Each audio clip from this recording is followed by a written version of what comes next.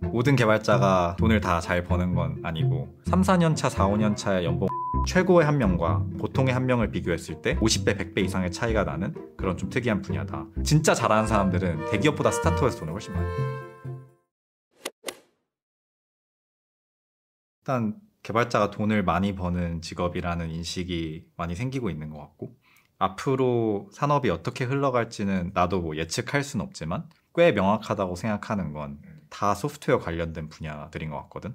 그게 뭐 AI일지, 뭐 메타버스, 뭐 VR, AR, 뭐 블록체인, 뭐가 될진 모르겠지만 다 결국 소프트웨어 분야일 것 같고, 소프트웨어가 아닌 분야도 있겠지. 그 분야들도 결국엔 소프트웨어와 결합된 형태로 발전을 하게 되는 것 같아. 그래서 소프트웨어가 이제 현재고 또 미래도 소프트웨어라는 거에 대해서는 아마 많은 사람들이 동의를 할 것 같고, 물론 지금 경기가 안 좋을 때에는 이제 소프트웨어 쪽에 급격히 돈이 들어왔다 보니까 약간 그 거품이 일시적으로 빠지는 그런 현상이 있지만, 장기적으로 봤을 때는 소프트웨어가 우상향일 수밖에 없다고 생각을 하거든. 그러면 이 소프트웨어 회사들 혹은 이렇게 소프트웨어를 기반으로 뭐 전환을 하거나 발전을 하고자 하는 회사들은 결국 그런 개발자들을, 소프트웨어 엔지니어들을 뽑아야 될 수밖에 없는데, 이 소프트웨어 분야에 대한 좀 특징을 알아야 될 것 같아. 예전에 스티브 잡스가 소프트웨어 관련해서 얘기를 할 때 좀 들었던 비유 같은 게 있는데, 세상에 되게 많은 것들이 평균적인 보통의 것과 최고의 것을 비교했을 때 그냥 커봤자 한 2배 정도의 차이라고 이제 얘기를 하는데, 예를 들자면 스티브 잡스는 그때 뉴욕의 택시 드라이버, 택시 기사의 예시를 들었는데, 그냥 어떤 보통의 택시 기사와 진짜 막 제일 잘하는 택시 기사 레이서 막 뭐 그게 뭐 속도일지 어떤 그 사람한테 주는 편안함일지 뭐 여러 가지가 있을 수 있겠지만, 최고의 택시 기사랑 비교를 했을 때 무슨 그 사람이 2배로 빠르게 도착을 한다거나 아니면 100배로 막 좋은 어떤 탑승자 경험을 준다거나 그러지는 않는데, 물론 거기서 나오는 어떤 차이가 있겠지. 근데 최고의 사람과 보통의 사람의 주는 어떤, 세상에 주는 가치의 차이에 어떤 한계가 있다라는 얘기를 하는데, 소프트웨어는 되게 좀 특이하게도 최고의 한 명과 어떤 보통의 한 명을 비교했을 때 50배, 100배 이상의 차이가 나는 그런 좀 특이한 분야다라고 얘기를 하고, 그래서 약간 이건 또 맞는 비유인지는 모르겠지만 약간 스포츠에서도 메시 한 명을 뽑는 것과 그저 그런 사람 몇십 명을 뽑는 거를 비교를 하면 메시 한 명이 더 나은 것처럼, 소프트웨어 분야도 좀 그런 특징이 있는 것 같고,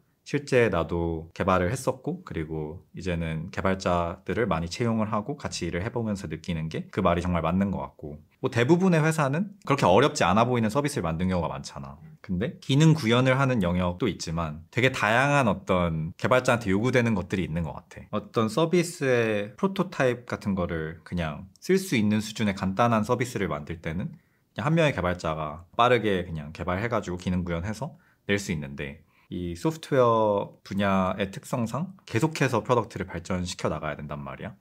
계속해서 유저들이 이 프로덕트를 어떻게 사용하는지 보고 어떤 식으로 개선하면 좋을지 고민을 하고, 짧게는 하루에 몇 번씩 업데이트를 한단 말이야, 소프트웨어를. 그러면은 그 소프트웨어를 빠르게 업데이트할 수 있는 그런 구조로 이 코드가 짜여져 있어야 되고, 또 그 과정에서 문제가 발생했을 때 쉽게 해결할 수 있는 구조로 또 짜여져 있어야 되고, 이걸 한 명에서 다 할 수 있는 게 아니라 결국 여러 사람이 붙어서 일을 해야 되는데, 그러면 나 혼자만 보는 코드가 아니잖아. 다른 사람이 봤을 때 쉽게 이해할 수 있고 또 쉽게 유지보수하고 확장할 수 있는 그런 코드를 이제 짜야 되는 거잖아. 그런 모든 게 결국 이 개발자의 역량에 좀 포함이 되는 것 같고, 그거를 잘하는 사람과 못하는 사람의 차이가 어떤 한 명이 당장 얼만큼의 어떤 결과물을 만들어내냐 보다 다른 사람과 어떤 미래에 영향을 끼치는 게 너무 많다 보니까, 단기적인 시각에서 보기보다 장기적인 시각에서 봤을 때 이 사람이 더할 수 있는 가치의 차이가 좀 어마어마한 것 같아.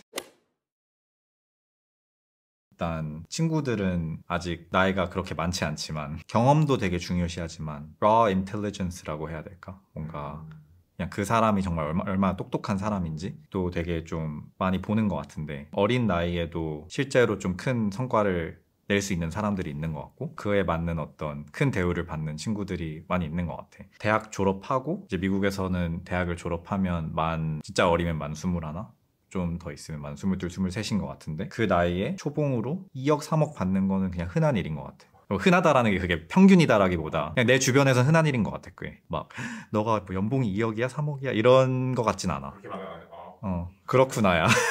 물론 그게 이제 그 베이스 샐러리, 계약 연봉이라고 해야 되나? 그 베이스만 2억 3억이기보다는 보통 베이스 뭐 1억 얼마에 뭐 보너스에 주식이 또 큰 비중인데, 테크 쪽은 스타트업은 스톡 옵션이란 걸 받고 미래에 이 스타트업이 대박이 났을 때 더 큰 돈을 벌 수 있지만 사실 이제 리스크가 있는 거잖아. 이 스톡 옵션을 정말 현금화할 수 있을지에 대한 리스크가 있지만, 그런 뭐 빅테크 가는 사람들은 주식으로 이제 보상을 받을 때 그게 옵션의 형태가 아니라 정말 그냥 주식을 주는 거란 말이야. 1년, 2년 지나서 그 주식을 얼마든지 팔 수 있고, 팔고 싶은 시점에 주가가 올라 있으면 그러면은 사실 2억, 3억보다 더 큰 거고. 그래서 지난 10년 동안 시장이 되게 좋았을 때는 나는 내 연봉이 3억인 줄 알았는데 알고 보니까 5억이었고 6억이었고 이런 친구들도 많고, 그래서 그 정도 버는 게 꽤 흔한 일인 것 같고, 또 약간 이건 그냥 개발자라고 하기엔 좀 애매하지만 어느 정도의 프로그래밍 역량이 있고, 또 수학을 되게 잘하는 친구들은 이제 알고리드믹 트레이딩이라고 해서 프로그램을 짜가지고 거래 트레이딩을 하는, 진짜 만 21살에 거의 연봉 5억 6억씩 그렇게 받아가는 친구도 있었고. 그냥 큰 회사야. 그러니까 막 빅테크처럼 크진 않지만 금융회사에 합법적이지. 그래서 그런 사람들이 있고, 그리고 아까 말했던 뭐 연봉 2, 3억씩 초봉으로 받는 그런 친구들이, 나도 이제 20대 후반이 됐다 보니까 그 친구들이 다 뭐 6년차, 7년차, 8년차 개발자들이 됐잖아. 그 정도면 이제 뭐 시니어라고도 불리기도 하거든. 한국에선 뭐 시니어라고 하면 거의 뭐 40대 이상을 시니어라고 생각하는 것 같은데, 실제로 뭐 페이스북에서 한 5, 6년, 뭐 구글 이런 데서 5, 6년 일하면 시니어 엔지니어라는 타이틀을 다는 것 같고, 그렇게 됐을 때 연봉 뭐 5억, 6억, 7억씩 받아가는 사람들, 뭐 이것도 마찬가지로 주식이나 이런 게 다 반영이 된 거고, 시장 상황에 따라 다른 거지만 아무튼 5억, 6억, 7억씩 받아가는 사람들이 꽤 있는 것 같고, 또 IT 쪽은 아무래도 창업하는 사람들이 되게 많은 것 같은데, 꼭 뭐 대표로 창업을 하지 않더라도 뭐 공동 창업자 중에 뭐 테크를 맡는 뭐 CTO라든지 그런 테크니컬 코파운더로서 창업을 하는 사람들이 많은데, 그것도 이제 잘 풀리면 사실 얼마든지 돈을 많이 볼 수 있는 거고. 또 이 IT 쪽에서의 또 재밌는 부분은, 주로 큰 기업들은 어느 정도 연봉 테이블이 정해져 있잖아. 근데 이제 스타트업으로 가게 되면 스타트업들이 보상이 되게 적을 거라는 인식이 좀 있는 것 같은데, 사실 진짜 잘하는 사람들은 대기업보다 스타트업에서 돈을 훨씬 많이 벌어. 그 이유는 스타트업은 이제 VC에서 투자를 받고 빠르게 성장을 해야 되는 구조잖아. 이제 대부분 이제 IT 스타트업들이다 보니까 이 빠르게 성장을 하는 데 있어서 좀 핵심적인 역할을 하는 게 엔지니어들이 이제 많고, 좋은 엔지니어 를 뽑기 위해서 얼마든지 보상을 해줄 그런 의향이 있단 말이야. 그리고 테이블이 딱 정해져 있지 않다 보니까 정말 좋은 분 한 분을 모시기 위해서 좀 쏘는 경향이 있어. 한국에서도 마찬가지로 빅테크를 안 가더라도 이제 그런 스타트업들에서 되게 높은 연봉을 받는 사람들이 많이 있는 것 같아. 약간 미국 연봉은 좀 와닿지 않을 수 있는데, 한국에서도 사실 3, 4년 차, 4, 5년 차에 연봉 1억, 정말 베이스로만 1억 넘는 사람들이 요즘은 꽤 흔해진 것 같고, 그리고 정말 많이 받는 사람들은 뭐 5, 6년 차, 6, 7년 차에 뭐 1억 5천, 뭐 2억 이렇게도 받기도 하는 것 같고, 뭐 더 받는 사람도 있겠지.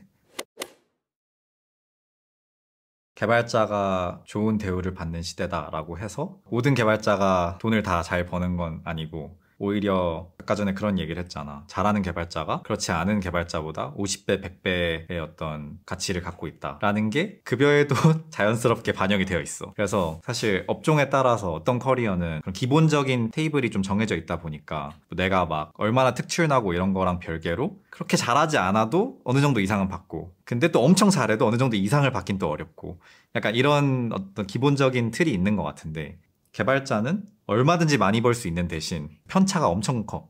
그게 좀 개발자라는 직업의 특징이고, 개발자라는 커리어를 선택하기 전에 생각해봐야 되는 부분인 것 같긴 해. 포트폴리오를 많이 받아봤었다. 좀 많이 받아봤지. 아마 못해도 지금까지 본 건 수천 개는 넘을 것 같은데, 내가 다 상세히 볼 순 없지만 나는 좋은 개발자란 다른 개발자들이 함께 일하고 싶은 개발자인 것 같고, 그러려면 잘 맞는 사람한테는 정말 꿀 직업이라고 생각해. 왜냐하면 개발을 이제 처음 시작하시는 분들, 혹은 개발자가 될까 말까 고민하시는 분들께 드리고 싶은 말씀은,